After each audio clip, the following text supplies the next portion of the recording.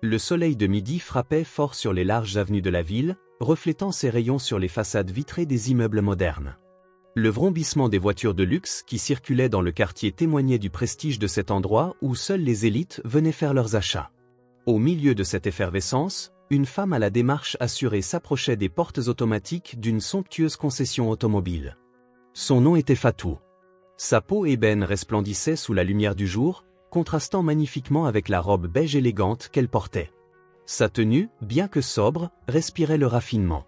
Son sac en cuir fin, tenu d'une main délicate, et ses chaussures soigneusement choisies ajoutaient une touche d'élégance discrète. Lorsqu'elle pénétra à l'intérieur, un souffle d'air climatisé la frappa, contrastant avec la chaleur extérieure. Le sol en marbre immaculé reflétait les projecteurs qui illuminaient les véhicules exposés.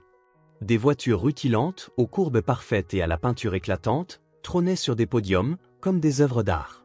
Fatou balaya la salle du regard. Autour d'elle, quelques clients observaient attentivement les modèles, certains discutant avec des vendeurs en costume impeccable. Un parfum de luxe flottait dans l'air, mélange subtil de cuir neuf, de café raffiné et d'un soupçon de vanité. Elle s'approcha du comptoir central où un jeune homme en chemise ajustée tapotait sur un clavier d'ordinateur, visiblement absorbé par ce qu'il faisait. Lorsqu'il sentit sa présence, il leva les yeux vers elle. Son regard changea immédiatement. D'abord neutre, il se teinta d'une lueur étrange, mêlant surprise et scepticisme. Ses sourcils se froncèrent imperceptiblement, comme s'il essayait de comprendre ce que cette femme faisait ici. « Je peux vous aider ?» demanda-t-il d'un ton professionnel, mais sans grand enthousiasme. Fatou, habitué à ce genre d'accueil, conserva son calme et afficha un sourire poli. « Oui, je souhaiterais voir le dernier modèle de la Bentley Continental GT. » Un court silence s'installa. Quelques secondes à peine, mais suffisantes pour que l'atmosphère change subtilement. Le vendeur cligna des yeux, comme s'il venait d'entendre quelque chose d'invraisemblable. Puis, contre toute attente, un rictus moqueur se dessina au coin de ses lèvres. Le sourire narquois du vendeur s'élargit légèrement, comme s'il trouvait la situation amusante. Il jeta un regard furtif à son collègue, qui, assis un peu plus loin, semblait lui aussi intrigué par la scène. « Madame, vous savez que ce modèle coûte plus de 250 000 €, n'est-ce pas ?» demanda-t-il en croisant les bras, un sourcil levé. Sa voix traînait, insistant légèrement sur le prix, comme s'il voulait s'assurer que Fatou comprenne bien qu'il ne s'agissait pas d'une voiture ordinaire. Fatou, impassible, soutint son regard sans ciller. « Et alors ?» répondit-elle calmement, son ton dénué de la moindre hésitation. Le vendeur haussa légèrement les sourcils, visiblement surpris par sa réponse. Il s'attendait peut-être à ce qu'elle bredouille une excuse, qu'elle baisse les yeux ou qu'elle se justifie d'une quelconque manière. Mais Fatou restait là, droite, sûre d'elle, attendant qu'il poursuive. Il souffla bruyamment et prit un air faussement compatissant. « Je pense que ce n'est peut-être pas ce que vous cherchez. » Il désigna d'un geste vague une autre section de la concession. « Nous avons d'autres modèles plus abordables. » Ce dernier mot était chargé de sous-entendus. Fatou sentit une boule de colère naître dans son ventre, mais elle la réprima. Elle avait déjà été confrontée à ce genre d'attitude plus de fois qu'elle ne pouvait les compter. Des regards condescendants, des paroles déguisées en conseils bienveillants, des tentatives à peine voilées de la rabaisser. Un autre vendeur, plus âgé, qui avait suivi la scène du coin de l'œil, s'approcha lentement. Il se pencha vers son collègue et lui murmura à l'oreille, croyant que Fatou n'entendrait pas. « Fais-la partir, elle fait perdre du temps. » C'était la goutte de trop. Fatou prit une profonde inspiration et planta ses yeux dans ceux du premier vendeur. « Je ne partirai pas sans avoir vu ce modèle. » Cette fois, son ton était plus ferme. Elle n'avait pas haussé la voix, mais il y avait dans sa posture et dans son regard une détermination inébranlable. Le vendeur se racla la gorge, un peu déstabilisé. Il jeta un regard à son supérieur, cherchant du soutien, mais ce dernier lui fit un signe de tête approbateur, l'incitant à insister. « Madame, je vais être direct. » Il prit un ton faussement poli. « Nos voitures ne sont pas faites pour tout le monde.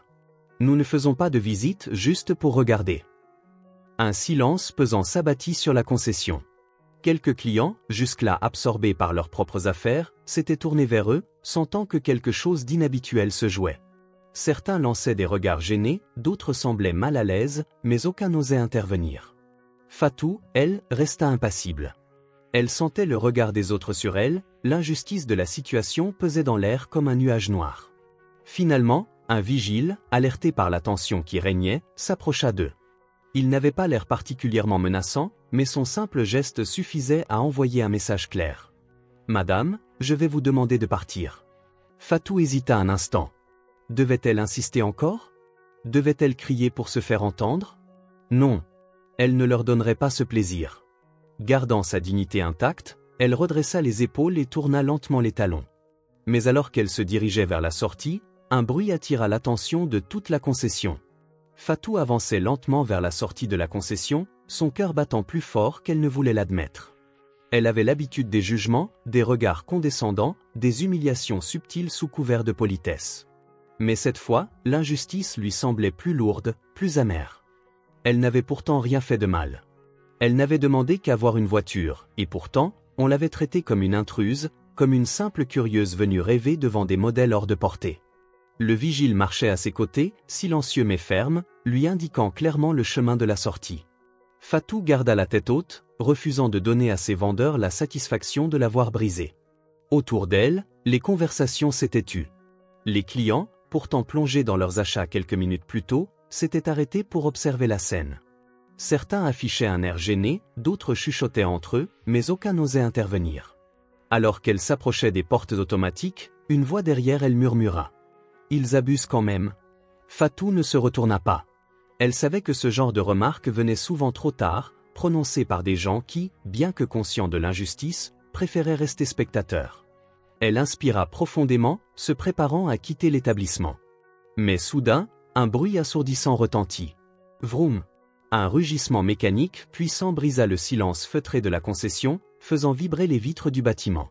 Fatou s'arrêta net, tout comme le vigile qui l'accompagnait. Les vendeurs, surpris, tournèrent la tête vers l'extérieur. Tous les regards se dirigèrent vers l'entrée. Devant la concession, une Rolls-Royce Phantom venait de s'arrêter lentement, avec une élégance presque surnaturelle. La voiture, d'un noir profond aux reflets argentés, semblait tout droit sortie d'un rêve. Sa calandre imposante, son allure majestueuse et ses jantes surdimensionnées en faisaient un véritable bijou roulant. Les portes de la concession s'ouvrirent automatiquement sous l'effet du choc silencieux qui venait de s'abattre sur l'assemblée. À l'intérieur, plus personne ne bougeait. Le premier vendeur, celui qui avait refusé de montrer la Bentley à Fatou, déglutit avec difficulté. Son sourire moqueur avait disparu, remplacé par une expression d'inquiétude. Même son supérieur, qui l'avait encouragé à faire partir Fatou, fronçait les sourcils, sentant que la situation venait de basculer. Le moteur de la Rolls-Royce s'arrêta dans un silence presque religieux. Un employé chargé du nettoyage, qui traînait une serpillière au fond du showroom, s'arrêta en plein mouvement, la bouche entr'ouverte. Qui pouvait bien rouler dans une telle merveille? La réponse ne tarda pas à arriver. La porte du véhicule s'ouvrit lentement, et une silhouette imposante en descendit. Un homme, grand et charismatique, sortit de la voiture avec une assurance naturelle. Son costume sur mesure noire, taillé à la perfection, épousait son allure athlétique. Une montre de luxe dépassait légèrement de la manche de sa veste, et ses chaussures en cuir impeccable brillaient sous le soleil. Mais plus que son apparence, c'était sa présence qui imposait le respect. Il ne semblait pas simplement marcher. Il régnait. Ses yeux noirs balayèrent la concession avec calme, mais une intensité brûlante émanait de son regard. Il avait l'aura de ces hommes qui n'avaient rien à prouver mais dont la seule présence faisait trembler une pièce entière. Les vendeurs pâlirent instantanément. Le premier vendeur, qui quelques minutes plus tôt ricanait, sentit une sueur froide lui couler dans le dos. L'homme referma doucement la porte de la Rolls-Royce, puis se dirigea d'un pas lent et déterminé vers l'entrée de la concession. Chaque pas qu'il faisait résonnait dans le silence complet du showroom. Lorsque son regard tomba sur Fatou, il s'arrêta et esquissa un sourire tendre. D'un geste fluide et respectueux, il lui tendit la main. « Tout va bien, chérie ?» demanda-t-il d'une voix posée mais puissante.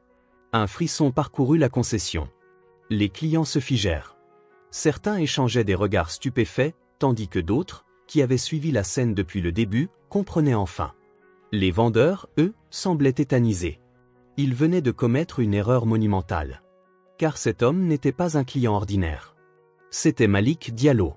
Un nom que personne ici ne pouvait ignorer.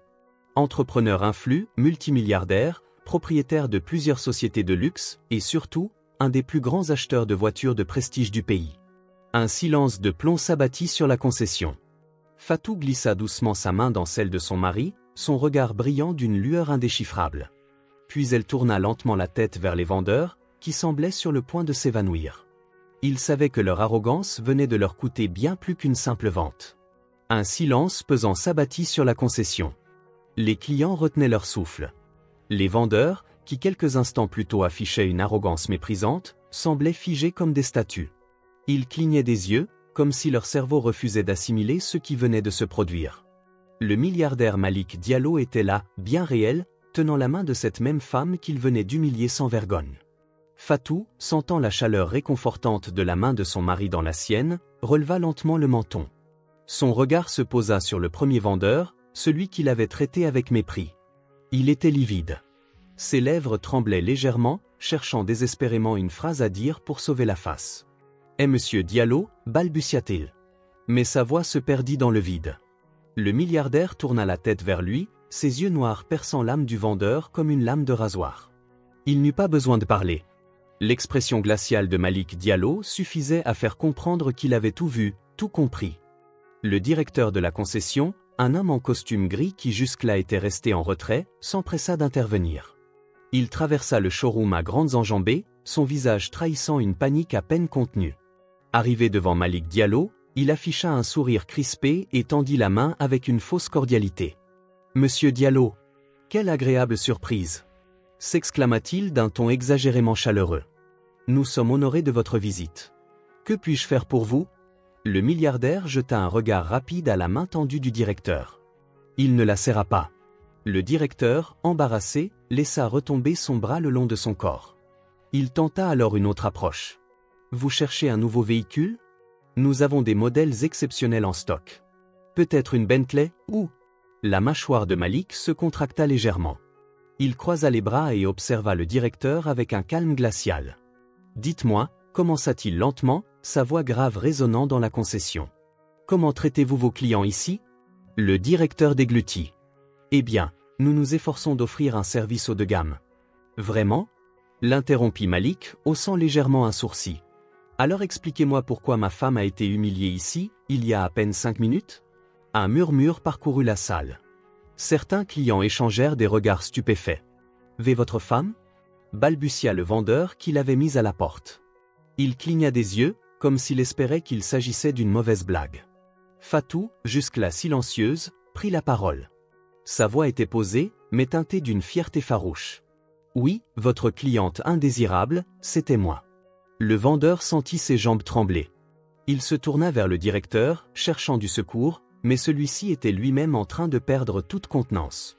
Les clients, eux, commençaient à murmurer entre eux. « C'est honteux », chuchota une femme âgée à son mari. « Ils ont osé mettre dehors la femme d'un milliardaire, mon Dieu, quelle erreur », souffla un autre. Le premier vendeur, celui qui avait refusé de lui montrer la Bentley, tenta un dernier coup désespéré. « Madame, je suis sincèrement désolé si vous avez ressenti un inconfort, bredouilla-t-il. Mais Malik ne lui laissa pas finir sa phrase. « Un inconfort » répéta-t-il avec ironie. « Vous avez fait escorter ma femme dehors comme si c'était une voleuse.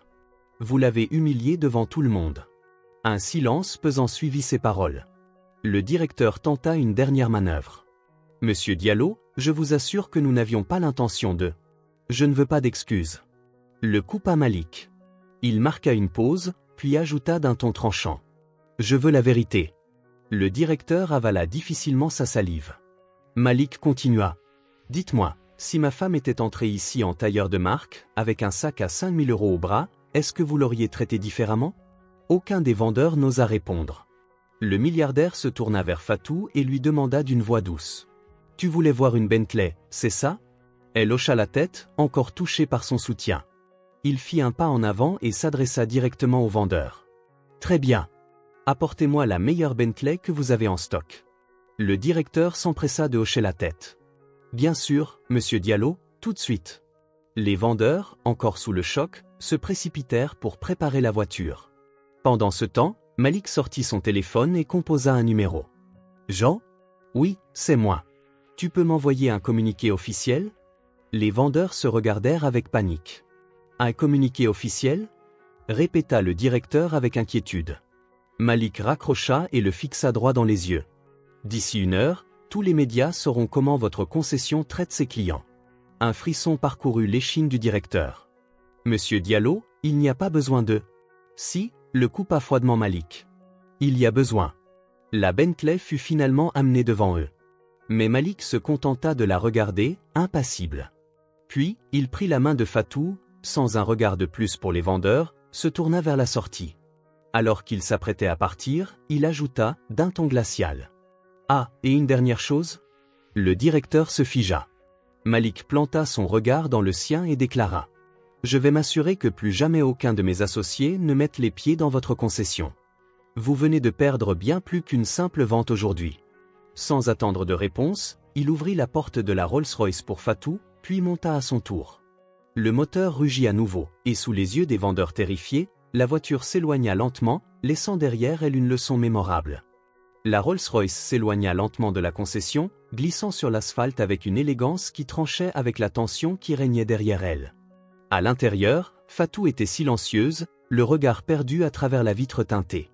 Malgré le soutien sans faille de son mari, elle sentait encore le poids de l'humiliation sur ses épaules. Elle repensait au regard condescendant, aux mots tranchants des vendeurs, à l'indifférence avec laquelle on l'avait traitée quelques minutes plus tôt. Malik, assis à côté d'elle, gardait un air impassible. Mais derrière son calme apparent, il bouillonnait de colère. « Tu vas bien ?» demanda-t-il enfin, sa voix plus douce qu'à l'accoutumée. Fatou tourna la tête vers lui, esquissant un sourire léger. « Je vais bien ? Maintenant, oui. » Mais il voyait bien qu'elle n'était pas totalement apaisée. Il prit sa main dans la sienne et la serra doucement. « Tu ne devrais jamais avoir à subir ça, dit-il. »« Jamais. » Elle hocha la tête. « C'est la réalité de beaucoup de gens, Malik. Je ne suis ni la première ni la dernière femme noire à être jugée sur son apparence avant même d'avoir ouvert la bouche. » Le silence s'installa. Malik réfléchissait. Il n'était pas du genre à laisser une injustice passer sans agir. Son regard se durcit. Il sortit son téléphone et appela son assistant. « Jean, assure-toi que toutes mes entreprises et tous mes contacts professionnels sachent ce qui s'est passé aujourd'hui. Cette concession ne doit plus jamais voir un centime de notre réseau. » Il marqua une pause, puis ajouta d'un ton tranchant. « Et contacte mon avocat. Je veux voir quelle démarche légale nous pouvons entreprendre contre cette discrimination. » Fatou écarquilla les yeux. « Malik, tu veux vraiment aller aussi loin ?» Il se tourna vers elle, le regard intense. « Ils ont humilié ma femme. Ils ont humilié toi. Et ils continuent sûrement à le faire avec d'autres. Si personne ne leur donne une leçon, ils ne changeront jamais. » Fatou sentit une vague d'émotion l'envahir.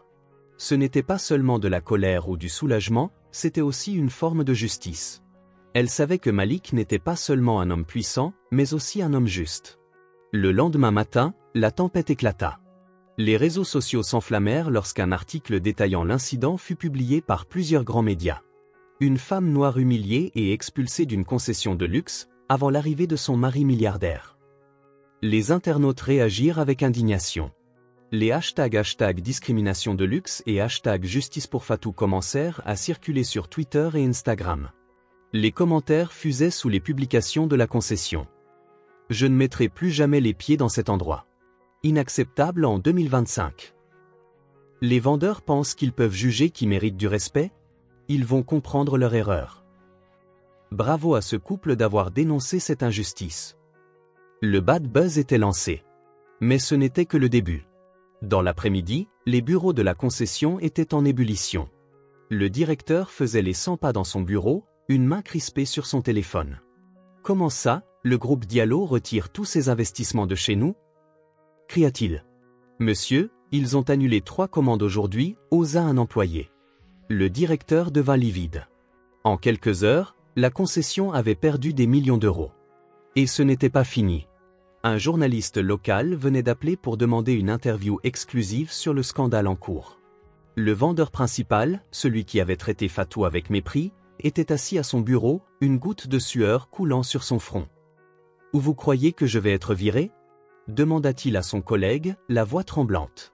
Son collègue lui lança un regard nerveux. « Je pense qu'on va tous payer les pots cassés. » Et il avait raison. Le soir même, la concession publia un communiqué officiel dans une tentative désespérée de calmer la tempête médiatique. « Nous présentons nos excuses les plus sincères à Madame Diallo pour l'incident survenu dans notre établissement. Nous prenons très au sérieux cette situation et mettons immédiatement en place une formation sur la diversité et l'inclusion pour tout notre personnel. Mais c'était trop tard. Le mal était fait. Les ventes chutèrent. Les clients fidèles commencèrent à boycotter la concession. Et une semaine plus tard, le siège social annonça la fermeture définitive du magasin.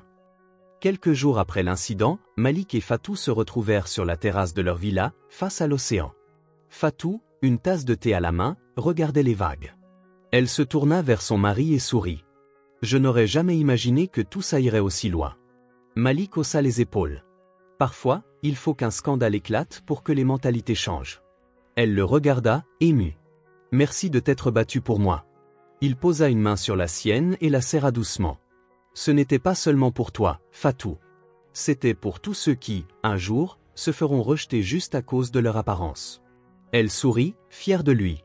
Et tandis que le soleil se couchait sur l'horizon, elle sut une chose. Ce combat n'avait pas été vain. Car grâce à leur histoire, une injustice avait été exposée et une leçon avait été apprise.